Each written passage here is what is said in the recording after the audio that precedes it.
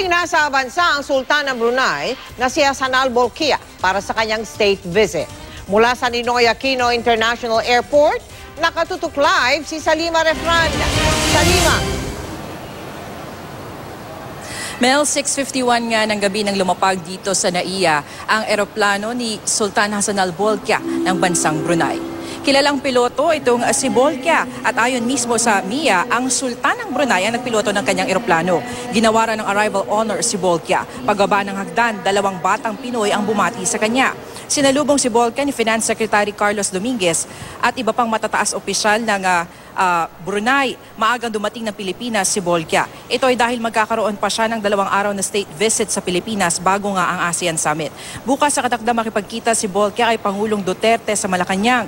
Magkakaroon ng expanded bilateral meeting sina Bolkiah at Duterte na susundan naman ng isang state banquet para sa Sultan. Yan ang latest mula nga dito sa NAIA, Mel. Maraming salamat sa iyo, Salima Refran.